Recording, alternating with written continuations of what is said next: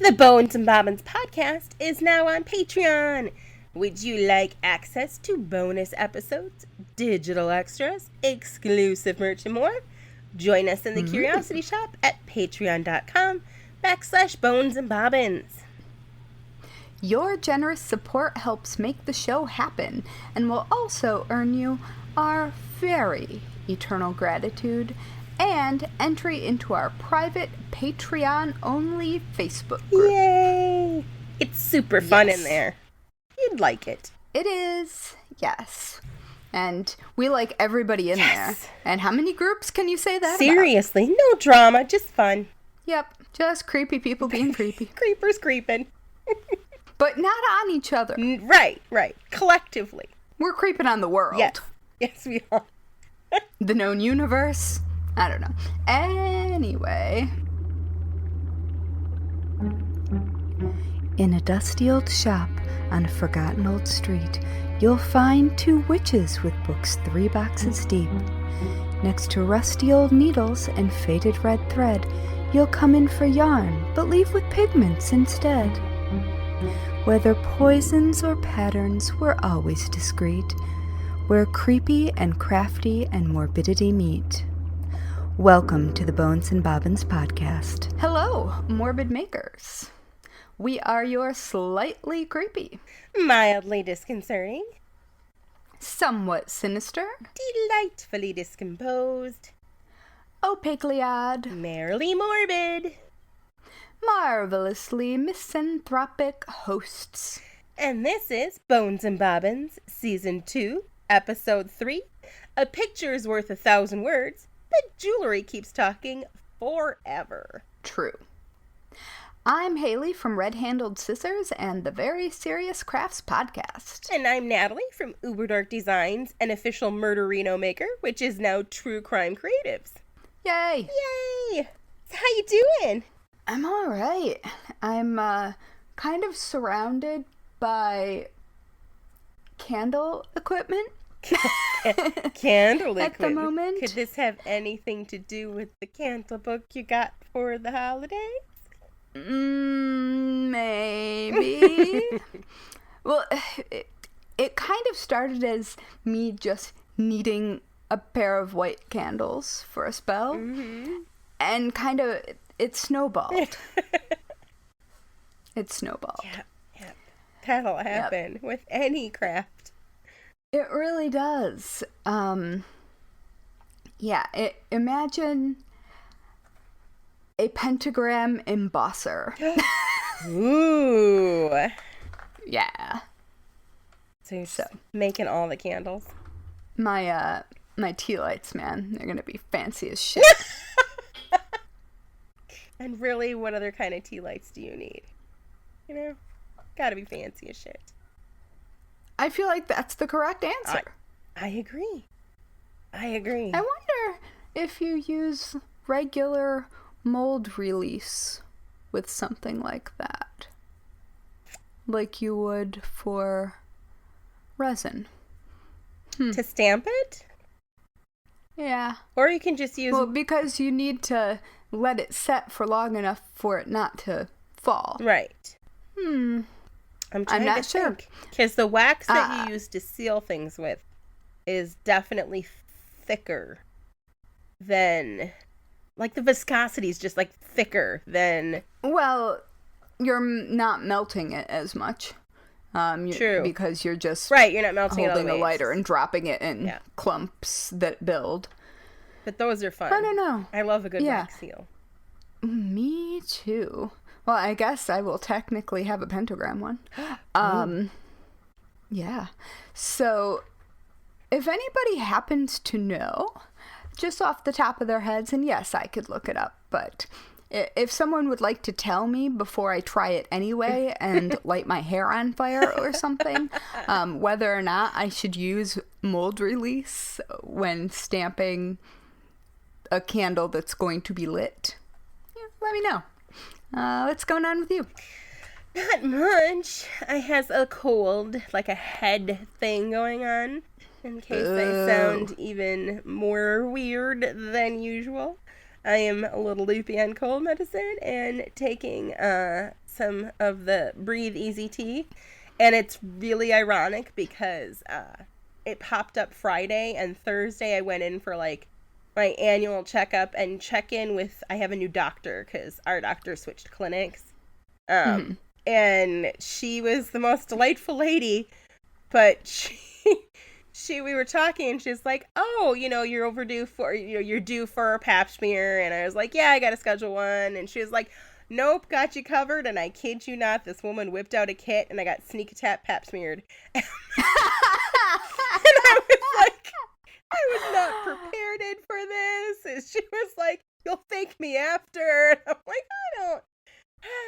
I mean, honestly, yeah. Well, I am not one of those people who cares at all about getting any sort of gynecological exam happening. Like, whatever, you do you. I'm up here doing something else. Right. It's just one of those sneak attack things. But okay. Sneak attack pap smears, that's unexpected. Right? And I think it would be a good name for a band. But then, yeah, of course, the next morning I woke up with like this giant head cold, and I was like, I just saw my doctor. So like, she checked everything out. Well, at least you don't have to get a pap smear when you have a head cold. I know the lower part's doing okay. So yeah, so that was fun. That was like the highlight of my week, I guess. Then and finally creating and finalizing my patterns for my big posable Bernie and my pocket-sized Bernies. Yes, you're very grumpy-looking Bernie. There's one sitting directly over her shoulder right now, listeners, and I keep seeing it, and I keep being like, something's looking at me. Oh, yeah, it's Bernie. Yeah, it's Bernie. It's Bernie. So that, and I found on the TikTok, there's an account, and the account name is Lady Taphos, Taphos, and it's just her cleaning graves, like gravestones. Oh yeah, I've seen. And it's just delightful. There's like one clip of her explaining, because people are like what, why? And she got a divorce, and I totally relate to this. So single mom, suddenly didn't have kid for half the time, had no idea what to do with time, which is something that I've occasionally had to deal with, but I have mine like 80 to 90% of the time. But right. she didn't know what to do with her time, and for some reason, like, this just struck her something to do of service. And she talks about like the ways to clean it, but the beginning, she starts out by taking and scraping off like the moss and the dirt, and it's just so satisfying and simple, and has that little endearingly creepy touch to it. So it's kind of this like nice little, break from the world to watch her do these things. And every video is just like a different headstone, and if she finds out anything about the person, then she, it's mentioned in there. But it's a nice little like palate cleanser for the senses. Yeah, that's more or less what my mom spent the entire summer doing as well. Because she is an extrovert who couldn't be with people. Right. So she started at our family's graves and worked her way out. There you go. And it's incredible. And some of these stones don't have, they're all of them are significantly older, but and even just some people don't have family that come around and do it or whatever. And that's exactly why my mom couldn't help it. She's like, it needed to be done. Right. Although I do really hope that woman has some grave conservators weighing in on how best to do that for older She does graves. have a system. She uses products that are specifically made for it. So she's not like going out there with like some Fabulosa and a scrub brush. She's clearly put some research into it, and she's got her little portable like water spout tank, and which is very, very satisfying to watch. She seems to have it down. Like, the stuff that she uses is like cemetery grade. So. It raises my blood pressure just a little bit every time it's an especially old grave because they're so delicate. Right. Yes. Speaking of delicate graves, at some point this week, they were, and by they, I don't even know who I mean, someone was excavating in the Trinity Church graveyard in Lower Manhattan, which is as far as I know, the oldest church, and like the ground is built up because there are so many graves under it, sort of thing. And I'm just like, you know what? Maybe don't do that right now. Let's let everything calm out. Like, do not release anything excitable. Right. I don't know what you're doing. Yeah. But you're definitely in, like, that graveyard doesn't get disturbed. Right. And there are only very specific people who are allowed to be buried there. And I'm not sure if any of them are alive anymore. So, like, maybe don't. But they had, like, excavating equipment out there. Oh, my goodness. Yeah, just like, that bodes well. Yeah, don't fuck with the old graves right now, please. Please and thank you. Well, to be fair, pretty much every park in New York City has a grave site underneath it because that's what we did with the bodies. Right. I mean, you grew up in the Midwest. You'd be just driving and there would be some farmland that had like a plot of their family members on it. Like, I mean, it's sure. People were buried willy-nilly before, There's a big chunk of a graveyard that a very, very small, well, it's a cemetery, not a graveyard because it's not attached to a church. Yeah. But a very, very small cemetery where my grandparents are, where there's, like, it's tiny. Okay. Yeah. Like, somebody who's like, yep, let's go ahead and put a cemetery here. And I don't remember what the name of the cemetery is, but at this point, it has the old tacked on to the front. Oh, my goodness. There's one I need to remember. I keep trying to remember to stop and take a photo of it, but there's one such small one. We have a bunch of them in the middle of nowhere around here. And there's one that's super small and, like, not orderly in any way, shape, or form, but has this giant iron archway in the front of it. It's not cool. It's not really connected. It's not like it's really fully gated in. It just has an archway in the front. I don't think it needs to be fully gated in. Right. I think that there's, like, symbolism in the gates themselves, if I remember correctly, and iron containing, I don't know. It's a thing. I mean, I do know, but it's too long for me to. It's another episode. Yes. Very different episode. Speaking of which, maybe we should do our episode. But first, we would like to take a quick break to thank all of our fantastic Curiosity Shop members over on Patreon, because they kick all kinds of ass. And this would be when we give a totally normal and not a creepy welcome to our newest members, but we don't have any new members this week. We do have the lovely Courtney has upped her membership, which we love and appreciate. Thank you very much, Courtney. You are the best twinsy ever. Yes. Thank you. But also, all of you. Yes. Patreon members are the best. The best. Yeah, and we would totally go explore that weird, creepy, only one archway graveyard with you after dark. Definitely. We would. Even if it was in the woods. And dark. And creepy. I mean, I feel like that's implied. Yeah. Aren't they always? I feel like woods just sprout up around cemeteries in the dark. I agree. Yep. Yes. Anyway, thanks, Courtney.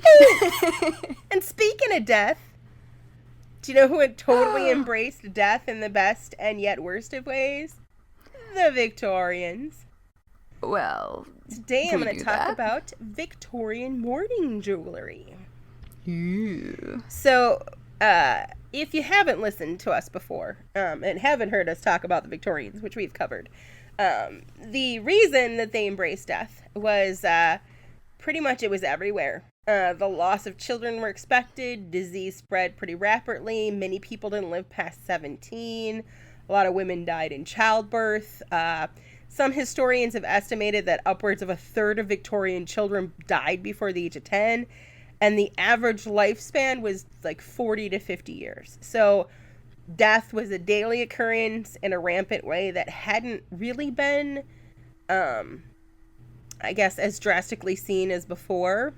So they just kind of accepted that death was at the doorstep all of the time.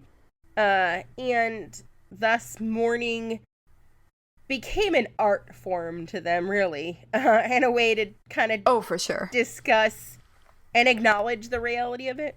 And art in all forms, including jewelry, was like their way to demonstrate their belief and trust in eternal life and reuniting with beloveds in the future. And it was also like how they remembered a loved one. So how did mourning jewelry truly become a thing? Mourning jewelry took root in the Georgian area, which is the early 1700s to the 1830s, when the execution of King Charles I of England led many royalists to show their sympathies by wearing faceted, like, Stuart crystal pieces with the king's likeness underneath. The king was from, like, the House of Stuart, which is where the whole Stuart crystal piece came in. With that, like... yes, the drama of the Stuarts and the, Tudors? Yep. So with that, it kind of started a trend that took hold, but of course only, like, the wealthy aristocrats. And they were like, oh, well, we're just as important, so we want our own mourning pieces. And so they commissioned them when they lost loved ones. However... Oh, of course, because we want to be like the king. Right. Mourning jewelry really hit its stride during the Victorian era with Queen Victoria. She deeply loved her husband, Prince Albert. And when he died in 1861, she fell into a long depression. She spent much of the next 4 decades then wearing black crepe dresses and mourning jewelry. She also commissioned portraits and memorials and busts of Prince Albert and other mementos. Yeah, she never came out of full mourning, did she? She wore her mourning ring for the rest of her life. And as Queen Victoria set the example for her court, and was an admired public figure too, wearing mourning jewelry then became fashionable. Aristocrats and again the wealthy commissioned lockets, bracelets, necklaces, and rings to memorialize their loved ones. She made it fashionable to mourn in a way that kind of paired well with the way that the Victorians embraced death. An 1892 article on mourning in The Queen, a British society and fashion magazine, stated, a few trinkets must be worn, if only to accentuate the general somberness of the costume. Because nothing says somber like a bunch of jewelry, I guess. I mean, have you been to a goth club? Yes, indeed I have.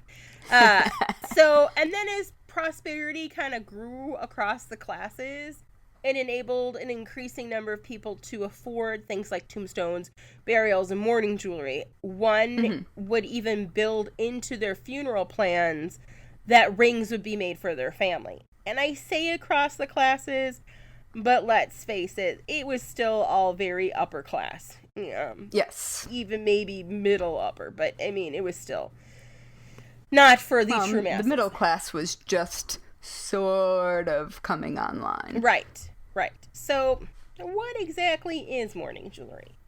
Now, when people think of mourning jewelry, it tends to be pretty broad, and it's really easily confused with memento mori, which we will undoubtedly deep dive in another episode. Oh, yes. But memento mori literally translates into remember you will die, and embraces death in a broader sense.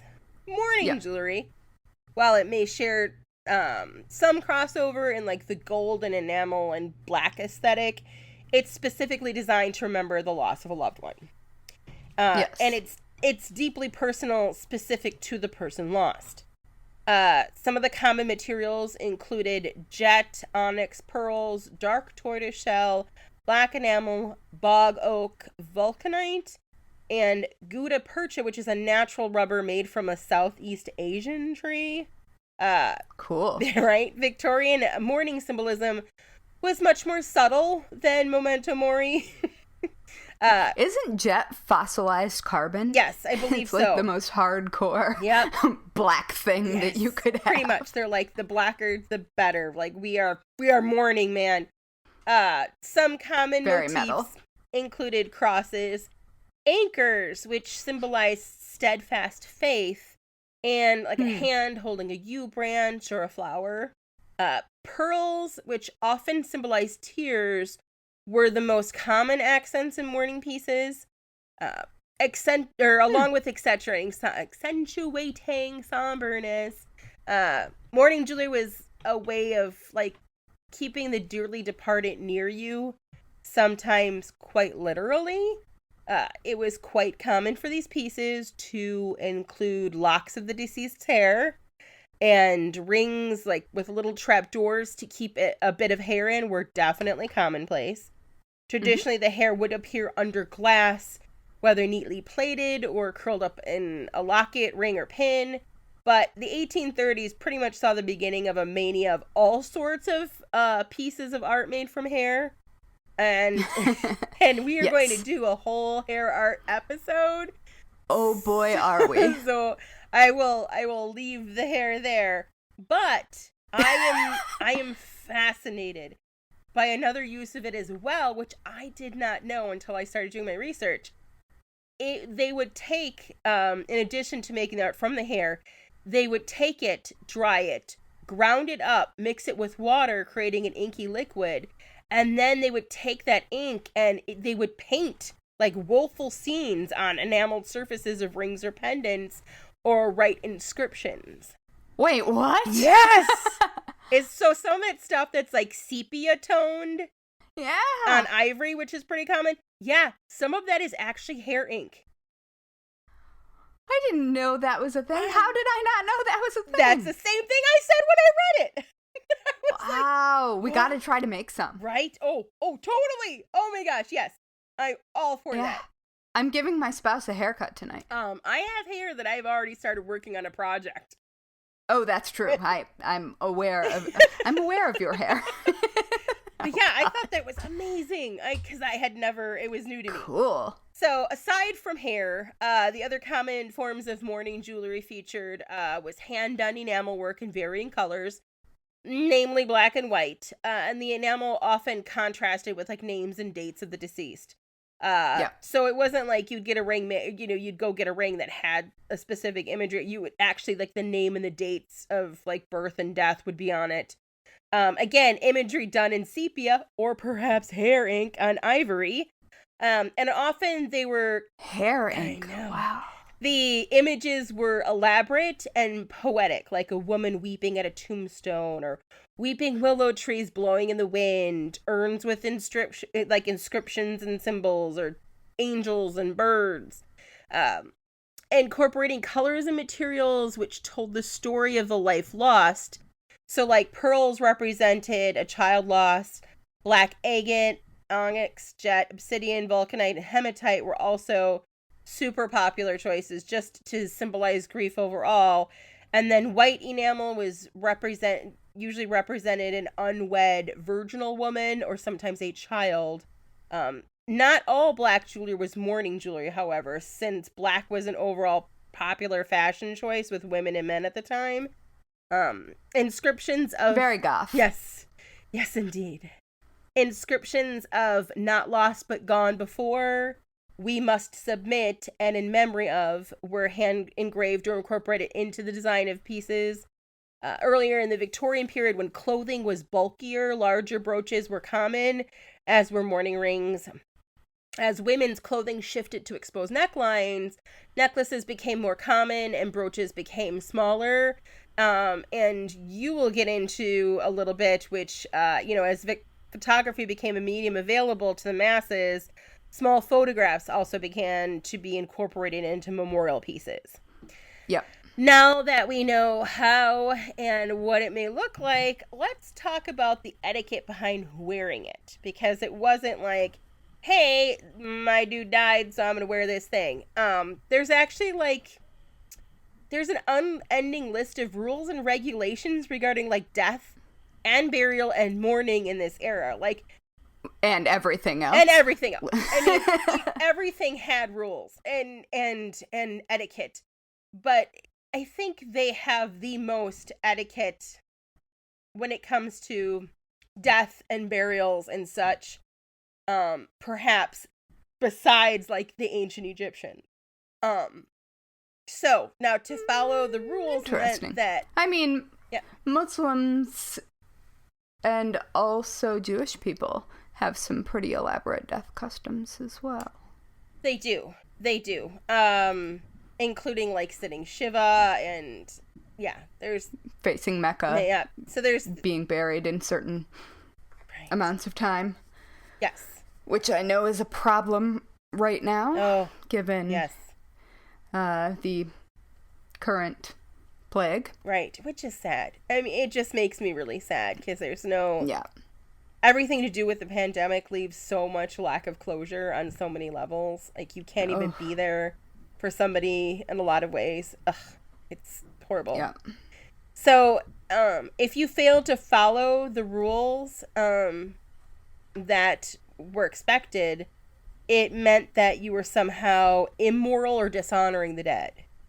And it was so important that it did not matter if it presented a financial hardship, even for the poor. Many would begin saving early in life and foregoing other things to ensure that they had a good burial. The family knew in advance what type of coffin the dying wanted, where they wanted to be buried, and what they wanted to wear. Women frequently made their own death shrouds and would even include them in their wedding dowry. Yeah, that makes sense. Right. So the Victorians embraced these stages of grieving on a societal level, and the stages were often a visible trend in fashion and jewelry. So looking at somebody, you could tell by what they were wearing, especially, in fashion, but also the jewelry, at what stage they were mourning and often who they were mourning. So stage 1 is deepest mourning. This is the time immediately following a death. For a widow, the stage would last a year and a day. And it was felt that reflections were a portal into the soul and should be avoided during this phase of grieving, which meant mirrors, photographs, portraits were all turned around and any form of reflection was avoided. Yep. With jewelry, this resulted in matte finishes and non-reflective surfaces. Although in early Victorian period, women were often expected to remain unadorned or wear no jewelry during this phase. That matte black finish happens to be my personal favorite. I dig the matte black. Stage 2 of grief, this stage lasted about 3 to 6 months.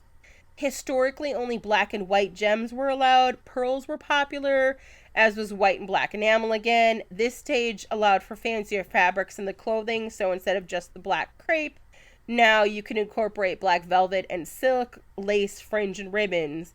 Again, clearly for the upper class when you're talking about those fancier fabrics being incorporated. And then we have the 3rd/half stage of grief, which is also called ordinary grief. After 21 months, additional adornments were allowed within grieving. Gentlemen could change their buttons from black to silver. Women could wear ordinary clothing, and jewelry expanded to allow diamonds, gold, and silver pieces, and colors such as mauve. Turquoise and other gems could be used if done tactfully and in a way that honored the continued mourning. This stage of grief would go on for the duration of somebody's life, as, our buddy Queen Victoria. However, the expected length of mourning as it related to fashion and etiquette, again, often depended on your relationship to the deceased person. Widows stayed in mourning for 2 years, whereas those grieving a child or parents publicly grieved for 1 year. Grandparents and siblings, 6 months. Aunts and uncles, you only got a few months. And a continued shortened stage of grieving as your familiar relationship with the person grew more distant. So, like, third cousin, you get like a day, I guess. I don't know exactly how that works. There's probably an answer. There's probably exactly an answer to the minute. So, that, my dears, is a quick jaunt down the rabbit hole of Victorian mourning jewelry. And yes, we'll definitely have to cover the actual stages of clothing in mourning. Yes. Because I have a book on it, and it is fascinating. Yeah. All of the rules related to that. There was so much, and I'm like, I want to show this thing, and I want to show this thing, and I want to show this. But it's hard to be able to show things, and it is super personal. But I've got some good links in there. I found a website that's pretty much just the art of mourning, like the entire site. Oh, hey, that's the book I have. Nice. So the website is all about, there's resources and stuff in there, and some good stuff. And then so I included that. I didn't reference a whole lot from it, but it does have references there, including lists of jewelers that still specialize, because there is a definite comeback of mourning jewelry. But modern mourning jewelry is very different than Victorian mourning jewelry, and I had to stop myself from going down that route too, and just continuing and from covering. I'm about to commission something for my cat. Aww. Pick ups to Biggie. Well, I mean, Biggie's all right. Huh? Oh, not Biggie. Simon died. Simon. Yes. You, I do not believe, met Simon in theory. He was gray and had white paws. That's how my Ron Swanson is. He's gray and white. Yeah. And he was 16 when he passed away. Yeah. Right before Biggie came. I look forward to seeing the commissioned piece, because I'm sure it'll be amazing. Yeah. Oh, there's a video of Simon watching ducks pinned on my Twitter feed. Ooh. Because I never think to change it, so it's just been there for I don't know how many years. Definitely check that out. Yes, anyway, he's very cute, but we can cut some of that out. The point is, I am expecting to commission something. I'm not quite sure what. I haven't settled on something, but incorporating some ashes. Nice. A lot of the modern jewelry does incorporate ashes, versus like hair. But I get the hair thing so much. Yeah, me too. I'm excited. Well, and hair wasn't just like a death thing. Right. Hair was like you send your best friend a lock of hair thing. Men would have watch bands made from their wife's hair. Yeah. That's a whole nother episode. That must be itchy. Right. I would It's not like they had hardcore conditioner back then. That's what I'm thinking. But they also didn't have sulfates. Hardcore. They had real curling irons, actual. Never mind. I take it all back.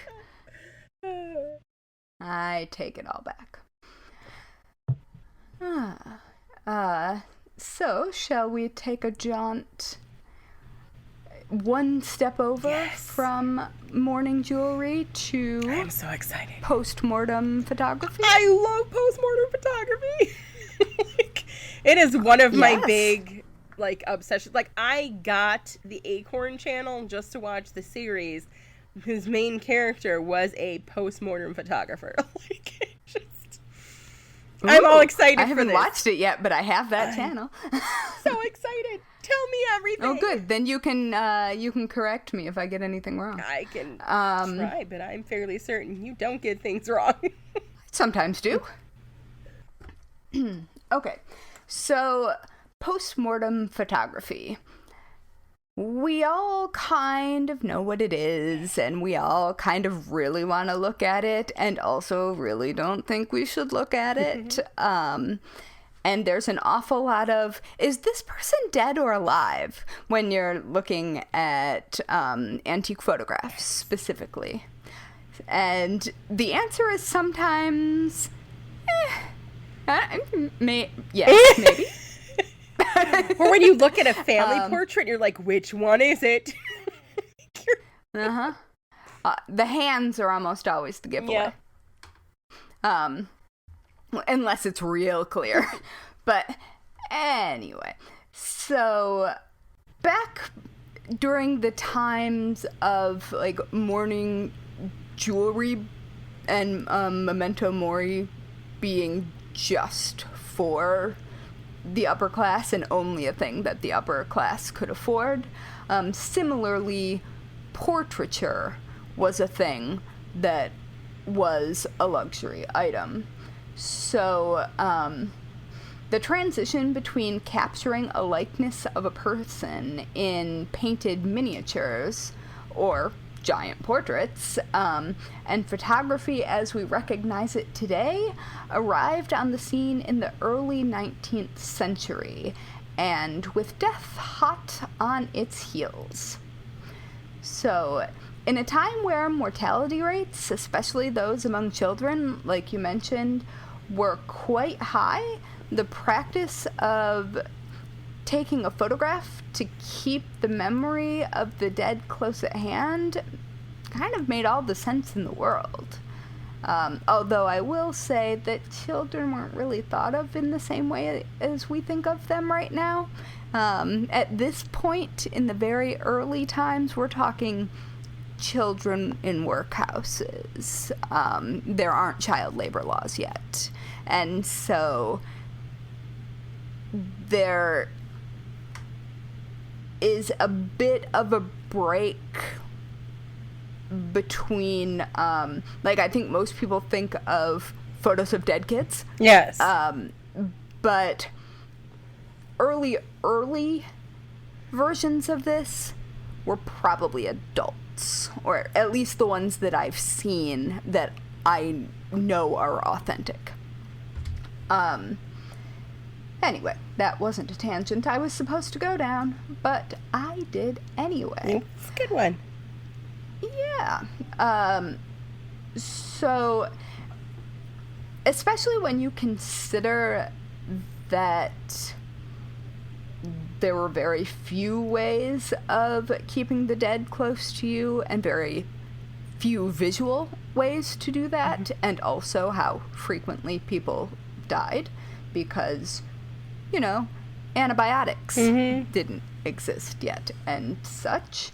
So when you consider that, unless a family was wealthy, a post-mortem photograph itself might be the only photograph that would ever be taken of that loved one, which in the earlier times, when you're talking painted portraiture, there would probably be no visual record that someone ever lived. That's so weird to think of. Yeah. Unless they happened to be on, like, a parish registry for marriage or birth or something. And frankly, a lot of churches burned. Yeah. Along with their records. I mean, not in a sketcy way, but in right, just shit happens way. Buildings do that sometimes. Especially when you have all those candles. Yes. Oh, let's not talk about candles being a bad idea in a home from the 19th century. I don't know anything about that. Right. Anyway, to our modern eyes, with like our iPhones filled with 15 nearly identical selfies that we look through very, very closely to pick just the right one, but then we never actually delete the other ones because meh, whatever. The practice of taking a photograph of a dead person might seem kind of ghoulish, or at least strange and unnecessarily morbid. But at the time, they were an expression of love and a promise that the person shown therein mattered and wouldn't be forgotten. And like I referenced earlier, at the beginnings, when the photography process was very new, it was an expensive luxury and would not yet have been available to non-upper class wealthy people. But as photography itself became more prevalent, the practice of taking a post-mortem photograph became less expensive, even though developing the images was a chore. It was still quicker than any of the alternative artistic methods for portraiture or capturing a likeness. Right. Yeah. So we're going to go down a very, very short rabbit hole of a brief history of photographic methods, because photography is interesting and weird in chemistry. It is. And I like all those things. Yes.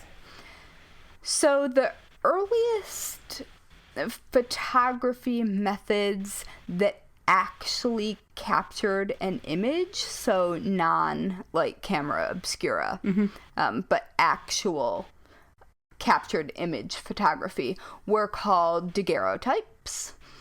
And you probably are familiar with what they look like because of photos of Abraham Lincoln and that very famous one of Edgar Allan Poe.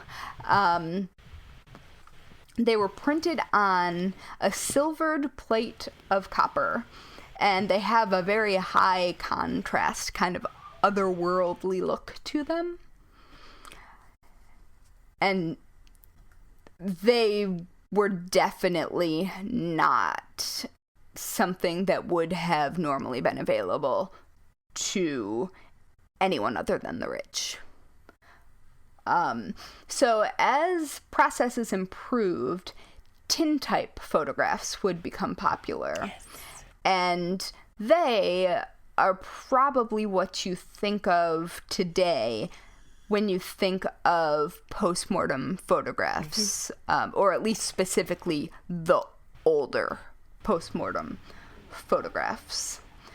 The process of capturing an image in any of these types of photographs, but specifically talking about tintype photography here, took a long time. I think that I saw in one of the Ask a Mortician videos that those of us who are old enough to remember film speeds and cameras, this will make sense. Or ISO if you're only doing digital. Usually film cameras were about, like the normal speed film that you would put in was 400 speed. And that was sort of a balance between being able to capture enough light quickly and also have it be crisp. And so a comparable tintype, though, the speed would be not 400, but 1. Literally 1. Wow. Yeah, so another thing that might come as a surprise to someone who hasn't spent time in a darkroom is that these methods of photography were wet methods. And they were called that because the image needed to develop while the photographic plate that the image had been projected upon was still wet because a chemical reaction needed to happen to make that image develop. And so it could not happen if the plate itself wasn't still wet.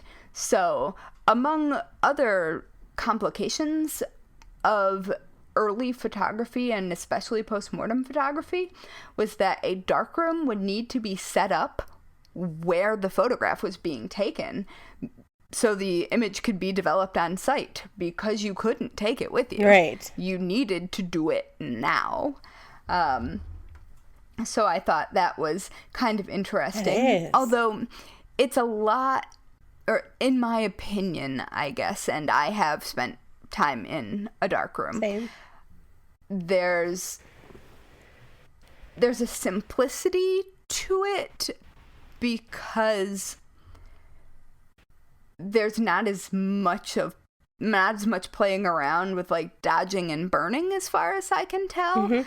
So the exposure that you took is the exposure that you were going to get. And it might take a few tries to have the right number of seconds for the plate to be exposed to the light. So it wasn't as easy as we think of photography being today. And so it made the single photograph that may have been taken of someone in their entire life a lot more special than what we might think of. My friend has a shop in Milwaukee called Swoon, and every holiday season there's a local photographer that comes in that you can book time with, and they do tintype photography. Cool. Tintype photography is really neat. It really is. I linked to a YouTube video called Recreating 19th Century Death and Mourning Photographs from Caitlin Dowdy's Ask the Mortician channel, or Ask a Mortician channel. She's the mortician. And she really is, of my heart. Right? But that, fun fact, that video was filmed at the Merchant's House, which I have talked about before as the only fully intact home of that era in New York City. Nice. And that's neat because that is not where she lives. But it is where I live, and I miss going there. But it was really cool to see the whole process, and also how you would set up a darkroom in a regular house. Right. And so I imagine back then it might have been a little bit easier, because I'm guessing they did not have nearly as many windows. Like the lighting, like we... Oh, you would have more windows. Really? Oh, because of lack of... Yeah. That's true. But that gets complicated. If you've ever wondered why every once in a while you will see old buildings that have what were clearly windows bricked up, fun fact, it was because property taxes have historically been based on the number of windows. Wow. Yeah. So there's a thing. I'd break it up too then. Yeah, it's a very weird... I don't know. My neighborhood's filled with them, and it makes me mad. 'Cause, like, why? Yeah. And I know why. Anyway. So, looking at this from the photographer's perspective is also kind of interesting. Professional photographers themselves would share tips amongst each other for sunlight and posing and reflecting light on to corpses to make them look as good as they could. And since death photography was normal, so was talking about it. So it wasn't, like, we kind of think of it as a taboo, but it wasn't at all. It was just a normal thing you did because death was out in the open in Victorian times, and so was mourning. death was a very visual presence. You could see it, and like nobody was pretending it wasn't happening. It was much more normalized. Like we tend to do today. Yeah. So photographers would generally have the family prepare the body for a photograph, and those preparations changed depending on the time period. At first, it was largely faces, and then scenes got more elaborate. But they would then ask the family to just go away. So during the actual photographing process, so just the photographer and their assistants would be in the room, because they didn't want the family to be present for mishaps and embarrassing slips and things that were common and a very real concern. And I would imagine that photographing a corpse, depending on why and how long it had been a corpse, would be a masterwork of camera angles and light and shadow. Yeah. So, I mean, just thinking about that, I feel kind of impressed. So, like with anything, and like with mourning jewelry, trends changed with the times. Initially, photographers needed to do less obviously expected things. My favorite weird thing that they would do, because the style was to have people look alive, or to have them look like the photo had been taken before they died. Oh, okay. They would use literal teaspoons to open the eyes and like to tuck the eyelids up as far as they could to keep the eyes opened, and they would actually move the eyeballs into like a normal layout, like in case they had gone, rolled back or done whatever. That's some commitment. It never occurred to me that you might be moving eyeballs. Right. Like, it makes sense. It just, all right. So that's also a very good reason why they did not want the family in the room. That would be a little unsettling. What are you doing to Daddy's I feel like that might be a bit much. Yeah. And they did all of this like specific facial posing work because early photographs were largely of the head and face, so like bust basically photographs. And later it would become normal to have the body laid out in a position that suggested they were just asleep or they had just fallen asleep. So they might be in a bed or in a coffin or casket or in a baby carriage. Ooh, like anything that could allow a casual glance to find the scene to be peaceful. And that was the whole point. Yeah. That the image was peaceful, that it was their final sleep. Oh, clearly respectful. Yes. Very respectful.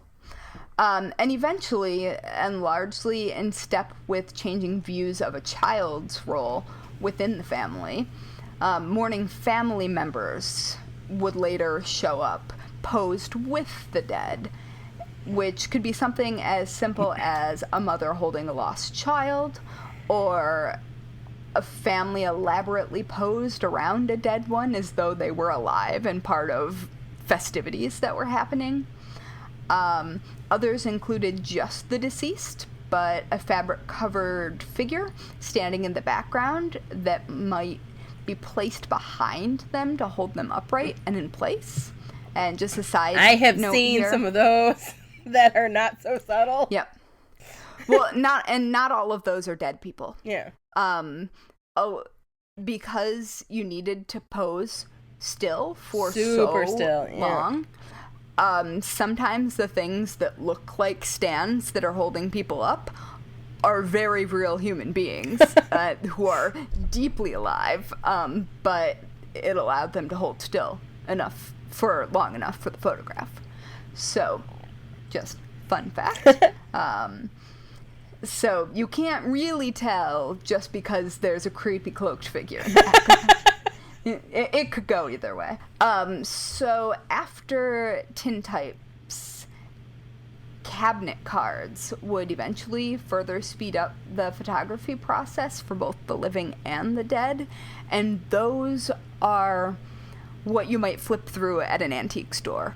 Those are the images that come in like the little cardboard case and that look like photographs like we would recognize them. Yes. And so there are an awful lot of those in the later part of the whole postmortem photography. I don't want to say fad, but Tradition? use? Yeah, tradition. Yeah, that's exactly what I want. So, just to confuse things a little more, in case you are wondering if you have a dead person in photo, there are several other kinds of death-related types of photography. Now, there's one that really hurts every time I see it.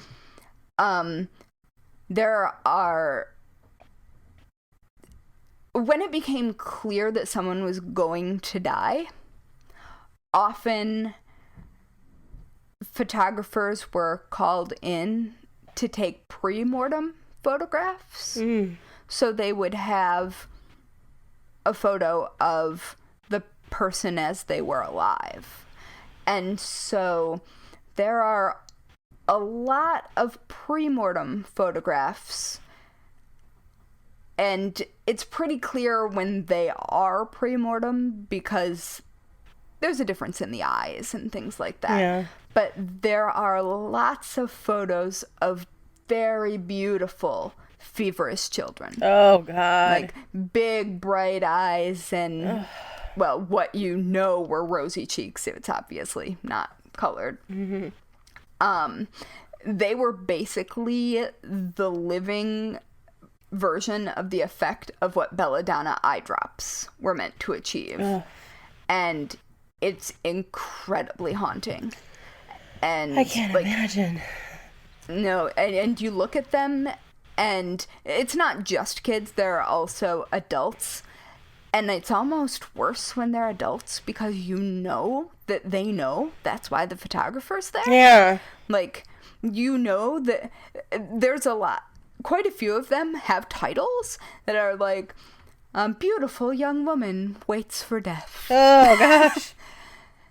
And it's just like a bored young woman with her chin on her hand being like, come on. Just waiting for that death. Yeah, so those exist, and I find them to be more heartbreaking and about 100 times more disturbing than actual post-mortem photography. I am in awe of the ones that of small children and babies, and I can't imagine holding it together long enough to be in a photo like that of one of my children. I can't. I mean, they had better drugs available. I'm not so I but and that actually is a really good point. But a little opium tincture, right, will do you quite nicely. But there also wasn't like, the facial expressions were meant to be somber. Right. There's a lot of looking down. And also, children weren't the kind of coddled, like, raised to be treasured beings then that they are now. True. And that doesn't mean they weren't very much loved. Right. They were. But it wasn't abnormal for half of your kids to die before they reached their teen years. Oof. Like, it. And so I don't personally have kids, so I don't know how that would feel to me, obviously. But I'm not sure. I think there was also a stoicism that might have happened around that, because getting a photograph taken was a big deal. Yeah. It was serious business. And maybe almost clinical. Makes sense. So it wasn't just like you were posing. You were being posed. Right. You were being given instructions. You were probably being given tranquility. I was going to say, it would take... Yeah. It would take a lot Yes. for me to... Yeah. And so a related spin-off of Postmortem Photography is that we already talked about. So we have Pre-Mortem, Postmortem, and we have Mourning Photography, which is literally just people dressed in mourning standing around in various poses with handkerchiefs up to their faces, pretending to be weeping. Okay.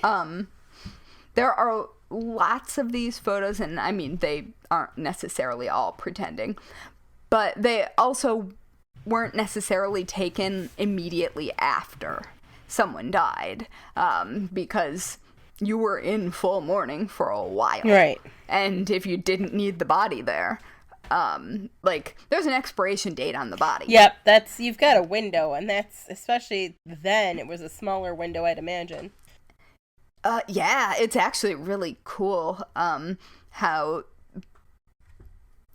the contraptions that were used to cool bodies during the time, including, like, ice pumped water, that was built into a frame that a casket would sit on. Like, that stuff's really cool. Anyway, we'll get there at some point. Yep. I do not need to go down that rabbit hole.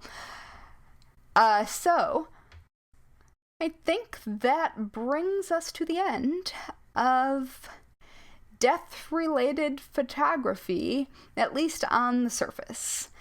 And the research materials that I leaned really heavily upon were that video from Ask a Mortician, and then an article by Kelly Christian, who is from the Order of the Good Death, and it's called The Unpleasant Duty, an Introduction to Postmortem Photography. And that has a lot about the photographer's side of things, which is interesting. That is interesting. There's also Beyond the Dark Veil, Post-mortem and Mourning Photography from the Thanatos Archive. And that is a book which is beautiful and horrible. And as expected. I mean that in, like, a moving way. The quality is amazing. It is a lovely, lovely book. And there's also the actual Thanatos Archive, which I have included a link to, and they also have an Instagram that has a lot of these photographs and some context to them. Nice. So, yeah, I recommend checking that out. I know I will. Well, yes. I am fascinated. Just fascinated. Mm-hmm. Yeah, it is, it's a lot. I mean, fair warning, if you get Beyond the Dark Veil, Pre-Mortem Photography, is featured quite heavily in the beginning of it. And it's heavy. And I remember, and I think I've told this story before. I don't know if it was a regular episode or Patreon, but when I was working in healthcare, one of the buildings that I oversaw, a gentleman that lived in there, we would have to warn people when they first started because in his room, he had an entire wall of photos, and many of them were taken at a funeral. Oh yeah. So, which is not genuinely common practice now.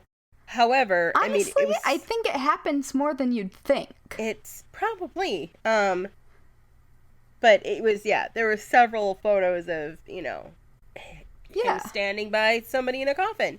And we had to, just warn people if they went in there that was a thing and it was okay. And just a heads up, because I don't know how many, it's not a very public practice, I don't think. And I think there's especially I think younger generations are like, what?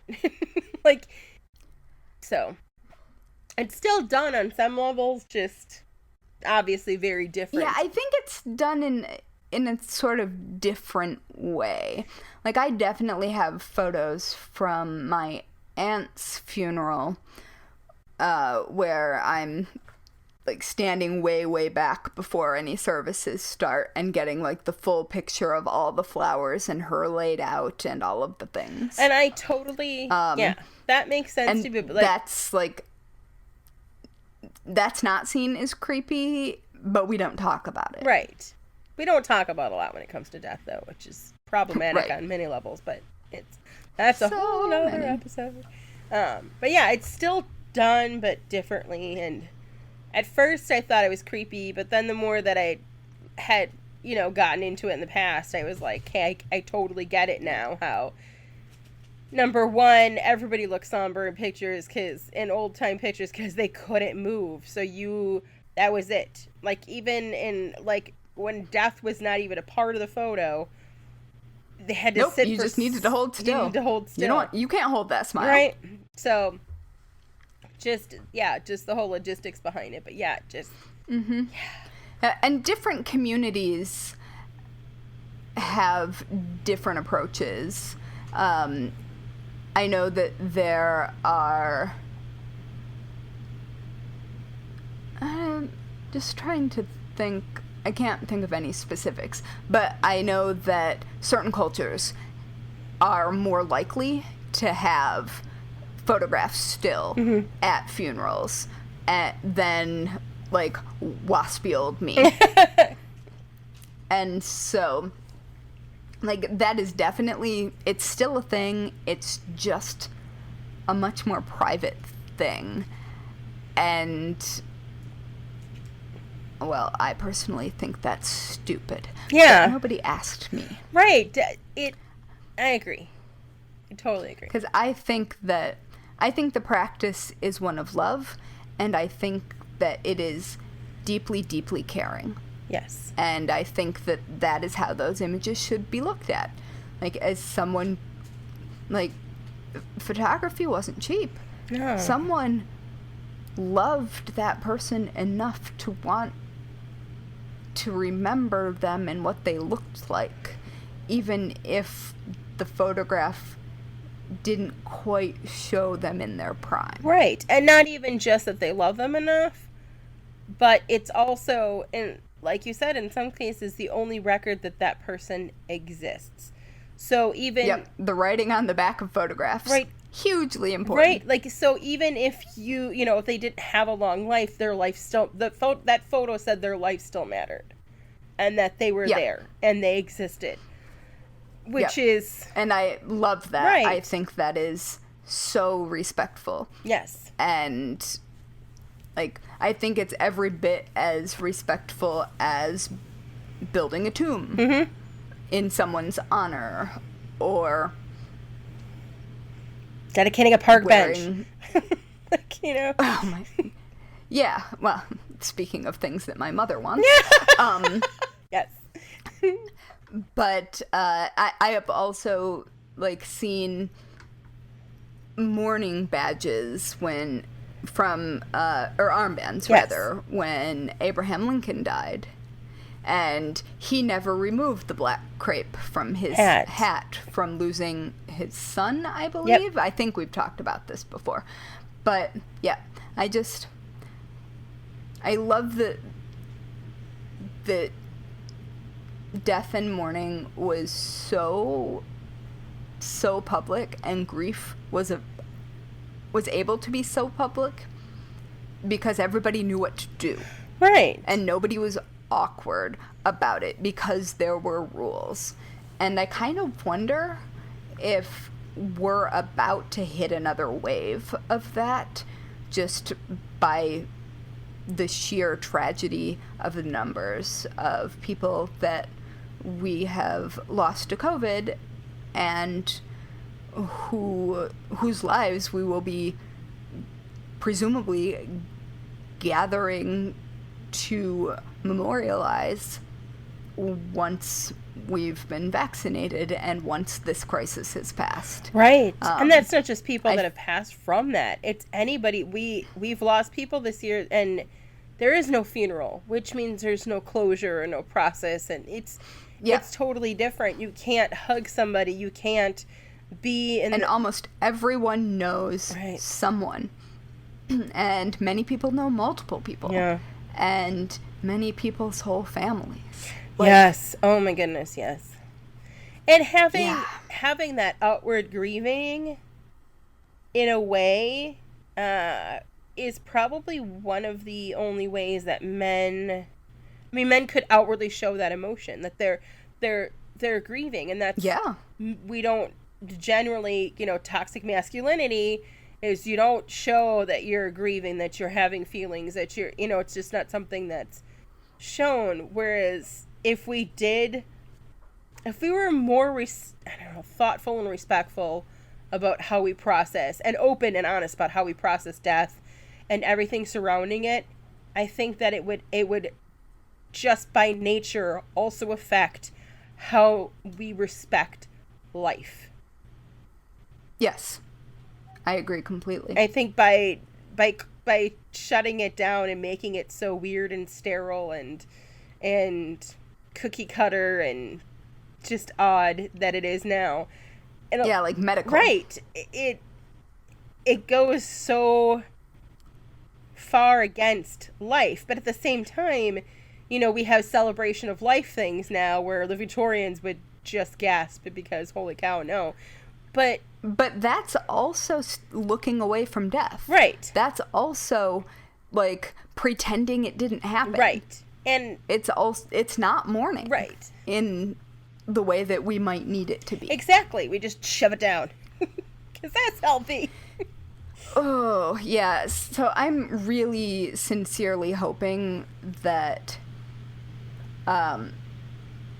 weirdly, one of my personal biggest anxiety points that is not me or my loved ones getting sick and dying is, I live in New York City, and when this is over, who's going to be missing in my usual places that I go? Yeah. Like, is the person that I say hi to in the bodega every morning going to be there? What about the person... Is that bodega going to even be there? That bodega is there still. It's across the street. But I'm not going in there. And, like, I am worried about the people who I don't necessarily even interact with other than, like, smiling, right, who I would see every single day at the same time, doing the same things. I am really, really worried about who's going to be gone. Yeah. Which is a weird... I feel like that is a strange sort of misplaced anxiety to have. I don't. But also, I get it. I have an anxiety disorder. So. No, but I get it. I mean, I do too, but I get that. It's going to be hard enough to return to well, I guess, new normal or whatever. But then to have it be so completely different and to miss the small things that, the same old ladies that I'd see when I was walking, or, you know what I mean? Like this, it's that... Yeah, that's exactly what I'm talking about. The constant background characters. Like the old man who yells under my window. Right? Yes. Yeah, no, it's very real. I also worry about how many people are succumbing alone in their own apartments and how long it takes for them to be found and processed and all that stuff. That's a real problem here. I can imagine. I think I read a statistic a couple of days ago that New York may have undercounted deaths related to COVID by 50%. Oof. Yeah. And largely that's people who weren't in the hospital. And so, yeah, it's a lot, and I'm sure it's a lot for everyone who's listening. And so, you know what, if you've made it this far, cool. If you had to skip over it, also cool. Completely understand. It's a lot. It is. Also, you're not alone. No. Therapy is wonderful. If you need therapy, medication, if you need serotonin in a pill form, that's fine too. Like there is no grieving. Store-bought, totally A+. Yes. It gets me through the day, that's for sure. It's all okay. Yep. It really is. And I somewhat frequently post a photo of the array of medications that I take every day. I used to do daily pill art. I used to make little things out of them. Yeah. Especially when I was going through cancer and had like all this stuff I was taking. I would make little pictures out of my pills. Well, and why not have it be visible?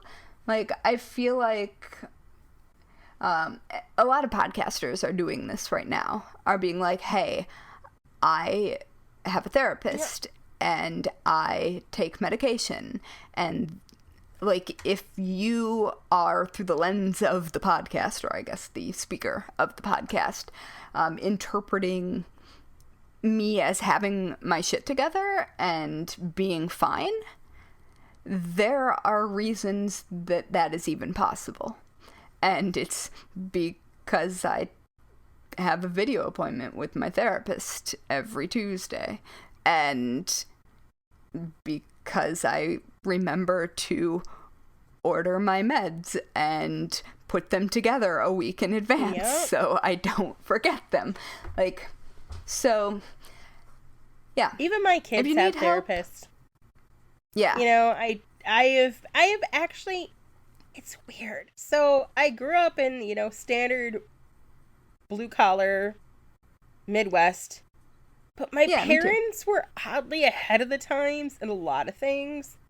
And one of them was, I remember my parents putting my sister in therapy. I mean, and we're talking like the 80s. Like that is early. Yeah, it's never been, and I went into mental health care pretty much. So it was always normalized in my family, and I've always normalized it with my kids. They see me set my stuff up. They know that they know what I take. They know, even like when the pandemic, as soon as the pandemic hit, I had called my doctor and went, all right, I know that I'm going to have trouble sleeping, and I know my anxiety is going to be amped up. Can we come up with a battle plan? And I was ahead of it because I could be at the time. But there are days where if all you do is get up and pee and go back to bed, that's fine. Like, that's a day. That's a win. Why you got up. I mean, it's we put everything out. We put all of our best faces out there most of the time. I try not to do that. Like, I have told a million stories that will embarrass the kids for the rest of their lives. Because we are a mess. They'll live. Right. Because we are a mess. But we're an honest mess. We're an authentic mess. And some days I have my shit together and I feel like Supermom. But most of the time, I'm constantly second guessing myself and pretty convinced I'm failing at life. But at the same time, literally everyone is doing that. Right. It's like you are not alone. Like, this sucks. No. I miss hugging people. I do not. You do not. I miss hugging people that I care about. Who am I kidding? I've hugged strangers too. I am not. But, it's, So if you're listening, it's okay to grieve. It's okay to be angry. It's okay to be sad. It's okay to not have a freaking good day. And hey, you know what? If you ever need somebody, reach out on Twitter or Facebook or whatever, poke at us and be like, I'm having a crappy day. And I will send you pictures of my cat or my kids or... Absolutely. I will give you the number to the National Alliance for Mental Illnesses or another hotline. I will... Yeah, it's not... Because it's okay to say you're not fine. Right. It's okay to not be okay. Period. Yep. And if you're not okay right now, that's deeply normal. And I worry about the people that have not been affected in any way, shape, or form. Yeah. Well, I mean, I am a pretty extreme introvert, and I'm also on the autism spectrum. So I don't want to touch anybody anyway, and I don't want to leave my apartment either. Right, but so my life has changed relatively little, like in fact, but it's still a lot. There's a difference. I think even I'm mostly extrovert, but I do have introvertedness too. I think it's like that where you tell somebody you can't, don't touch that button. Like, you had no desire to touch the damn button.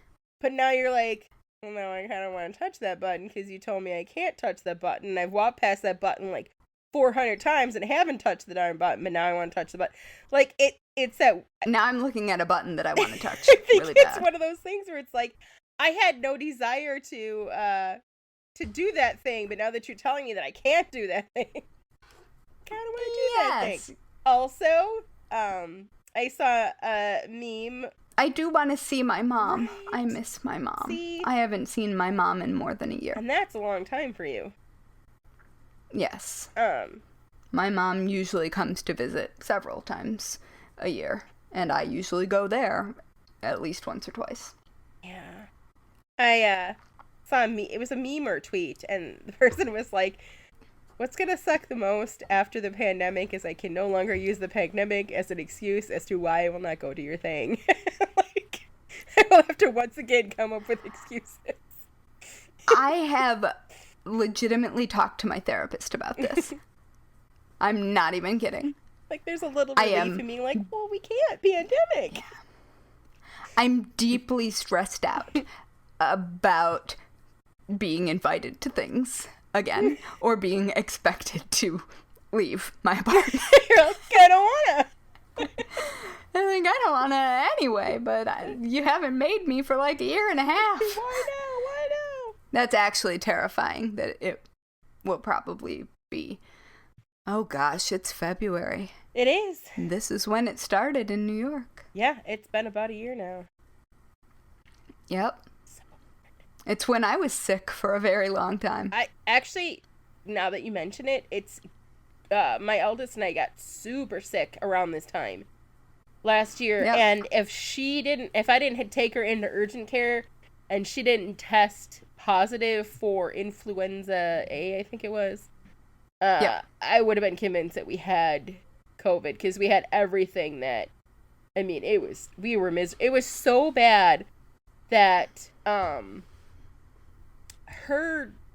my youngest was somewhere else for the weekend, and it was just my eldest and I. We were both so sick. I literally called the Chinese restaurant and ordered egg drop soup delivery because I could not even get up and make soup. So they delivered us these giant quarts of chicken soup. Like, that's how sick. I mean, you do what you need to do. Yeah, it was, but yeah, God, but at the same time, that seems so long ago. Yeah, it really does. I was going through Detroit Metro Airport. That's why I remember when it was. When I was so sick, because I remember that. My lungs stopped working in the airport. Oh, that's not good. And the inhaler barely touched it. Oof. Yeah, but weirdly, I had been doing manual work, helping my best friend do some cleaning at her mom's old place. Mm-hmm. And so I had been wearing a mask the entire time, and nobody else got sick. Oh, wow. Look at that. Masks work. Which I think is interesting. And, I mean, I haven't had an antibody test. I have no idea what I had. But, that was like a month of bullshit. Yes. Ugh. Anyway. Well, we went down that rabbit hole. We did. Do we want to talk about the weekly worst way to die? After all that, the weekly worst way to die. Oh. Maybe we'll edit some of that out. Goodness. And that might be a bit much. It might be. But at the same time, it might not be. I will leave that in your capable hands. All right, so what is your weekly worst way to die? I'm going to go with my sinuses exploding because it feels... Ouch. Because I have that whole head cold sinusy thing going on. And it hasn't gotten, like, super bad yet. But I'm telling you, put a vibrator on your face. I'm going to have to explain that to my kids if they walk in, but I'm gonna try it. I am up for anything. I am hopped up on cold meds and breathe easy tea. All I'm saying is it works. Duly noted. And yes, listeners, I did say vibrator, and yes, that kind. What's yours? Mine is being crushed by a coffin while taking a post-mortem photo. Ooh. Yeah, that would suck. Yep. Depending on when they clicked, it would be a pre-mortem for you and a post-mortem for whoever passed. Oh dear. What section of the book would it go in? I mean, there are questionable photos where it's clear one person has died and the other person isn't far behind. No. So... I would mourn you forever. Well, thank you. I, too, would mourn you, so let's go ahead and not die. I'll pinky swear on that one. Okay, because we've got podcasts to do. We've got all we kinds have of stuff. Far too many subjects. Far too many subjects. Yeah, we have a whole world to take over. Oh, wait, that's season 3. Sorry. Yeah. Shh. I know, I'm sorry. We're not going to tell anybody about that. Oh my gosh. Hey, listeners, do you want to be spooky internet friends? I don't know that they do now. Or if you just need somebody to be like, hey, I'm not okay with. We're at Bobbins and Bobbins on Instagram, Facebook, Twitter, and Pinterest. Or you can just find us at bobbensandbobbins.com. Yep. And don't forget to rate and review this podcast. Especially writing an actual written review, even if it's just like, hello, because it pleases the internet gremlins and all the algorithms, and that is how we show up in recommendations so that other morbid souls like you can find us. Bring forth the morbid souls! Yes, I require them. Yes. That's what I live on, by the way. Yes. Morbid souls. So, it's very important. And on that note, let us leave you with some advice that you should never ever forget. Lock your doors. And don't run with scissors. No, don't do it. Each episode of the Bones and Bobbins podcast is written and researched by Haley Pearson Cox and Natalie Hoyce. Our music was composed by Loyalty Freak Music. You can find us on Instagram, Twitter, and Facebook at Bones and Bobbins. Subscribe now on Apple Podcasts, follow us on Spotify, or check us out wherever you listen to your favorite podcasts so you won't miss a minute of our strange and creepy content. Quick pause. Have fun, be careful, you'll do fine. I love you. I'm awkward as shit, let's go driving! Awkward as shit is our family motto. Have fun. Woo! Sorry. Can we please have that as a blooper roll at the end? Absolutely.